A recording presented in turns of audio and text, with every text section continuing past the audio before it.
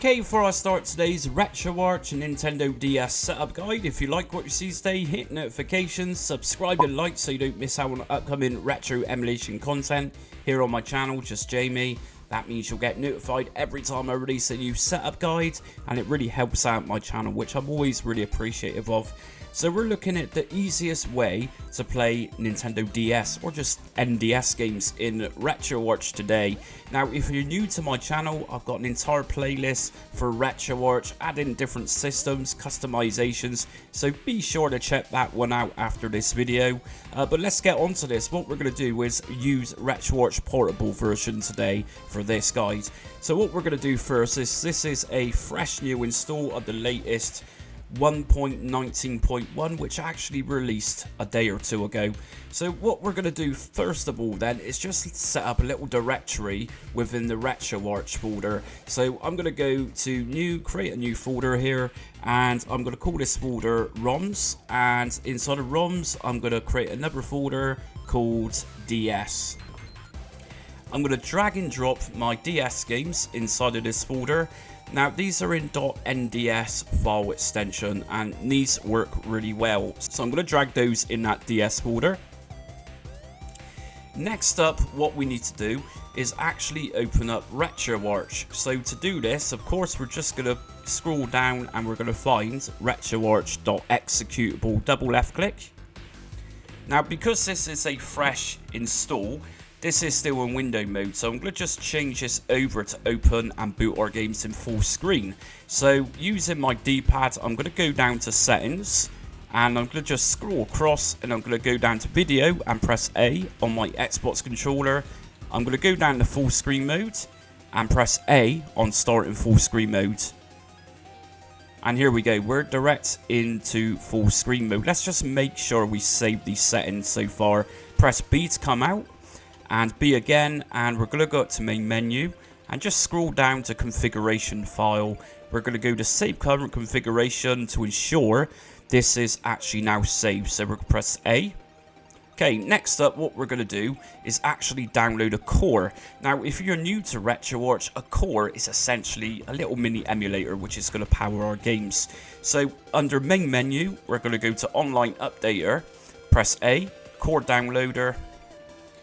Now this is the entire list of cores available for Windows PC. If you're using Retroarch on something else, you might not see many of these cores as I can see here.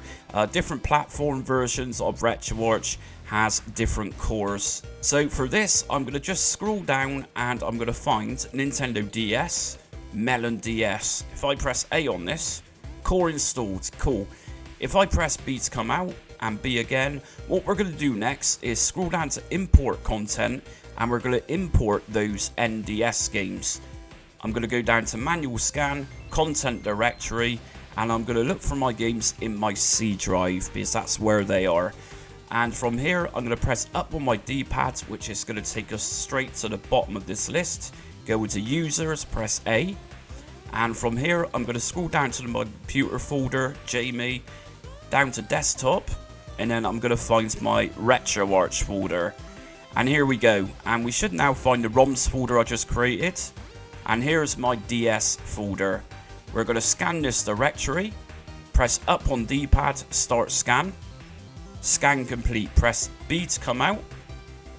And if we go down to the bottom now, we're going to find those DS games. Okay, so if we now scroll across, let's try and boot one of these games. I'm going to go for Sonic Colors, press A. Now from here, if I go down to set core association and select my melonDS core, so every time I boot up this game, it's going to open directly with melonDS. I'm also going to go to add to favorites, and if I come out, at the top just here, under favorites, we're now going to see Sonic Colors. I've just added this to my favorites. We're going to open it, press A, and press run.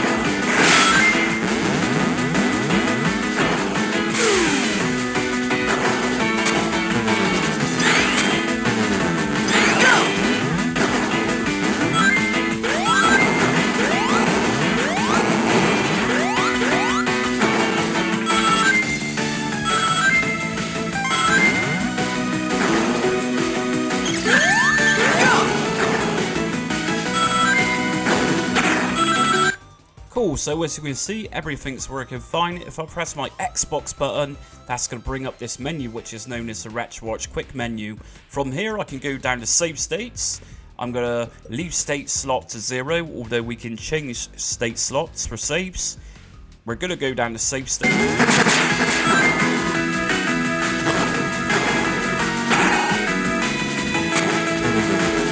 And if I press my Xbox button again to open save states menu back, go down to load state.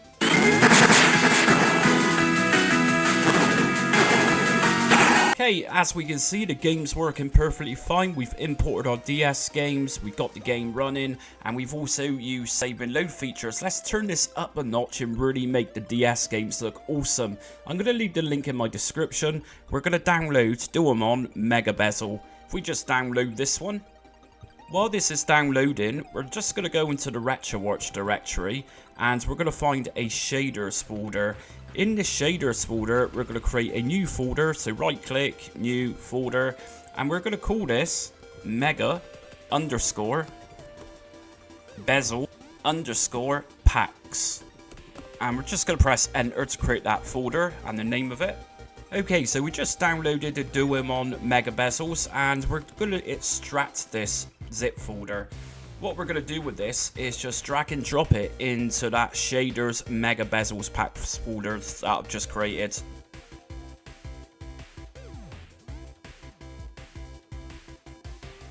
Okay, and once that's been extracted, that's roughly taken me about 5 minutes to do that. We're just going to open up Retroarch again. So if we come out into the main directory, retroarch.exe, what we're going to do is open up a game again. So we're going to open up Sonic Colors once again. Okay, once we've got a game open, if I just access the Retroarch quick menu again by pressing my Xbox button, what I'm going to do from here is just go down to shaders. I'm going to press A to enable this, load preset, and just here I'm going to find Mega Bezel packs. Inside of here is our Duomon Mega Bezel pack, and from here I'm going to go down to presets. I'm going to go to advanced, and we got a whole folder here for the different systems. So I need to find Nintendo DS. And here we go, Nintendo DS. If I go into this folder, we got plenty of different shaders here to use. Now let's just start off with NDS Guest Night here. If I press A. Okay, so once that's put in place, what we're going to do is just come back out and quick menu and resume.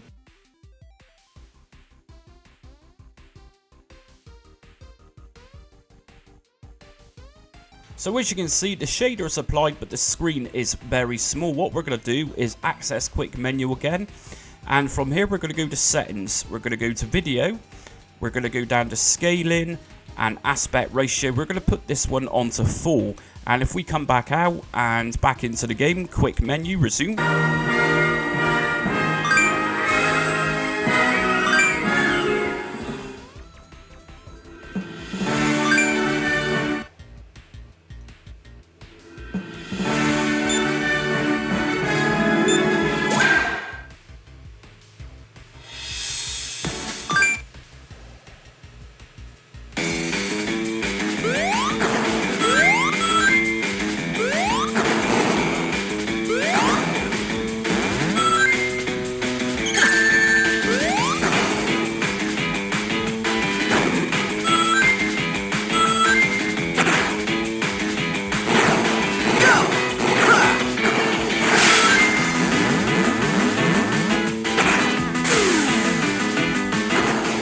As you can see, it looks very awesome. Now, we got many of different shaders here to play around with, and really it's just a case of go into your main menu, shaders, load preset, Mega Bezel packs, Duomon, and remember it's going to be in your presets.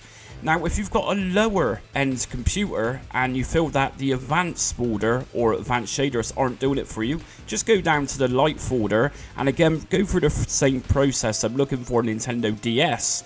Now, one of my favorites just here, in my case, is the NDS Hybrid. Just going to apply this one, and just be aware in some cases when you're applying these shaders it does take around a minute even with a higher end computer to apply these shaders, so just be patient. Retroarch hasn't broken down.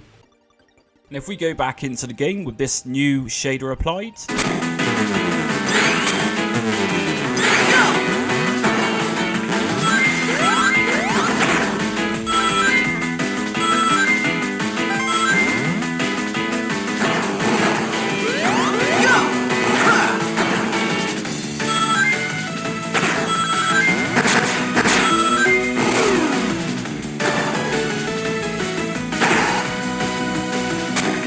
okay, something else we can actually do in Retroarch with Nintendo DS games is use cheats, and it's as simple as just go into your main menu from your quick menu once the game's open. Just go down to Online Updater, and if you scroll downwards, just go to Update Cheats.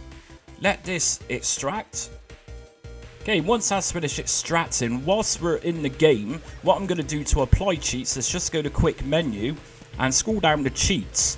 From here, I'm going to just go down to Apply After Toggle, to press A to turn this one on, and then Load to Cheat File appends. If I go in there, we're going to find a list of different systems. So obviously I'm going to be looking for Nintendo DS, and here's lots of different cheats. So the game I'm running is Sonic Colors. So if I just scroll down, and this is likely going to list every Nintendo DS game cheat there ever was created.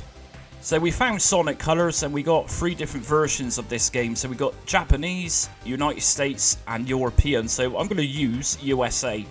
And once I've selected this, I'm going to scroll down, and we're now going to find lots of different cheats for this game. So there's lots here to choose from. We got invincibility. So if I go into this one, drop down to enabled, press A to turn it on. We got lots more here, Giant, Sonic, whatever this is, so enable this one, turn it on. And if I come back out, what I need to do now is just drop down to Apply Changes. Apply and cheat changes, and if I go back into the game,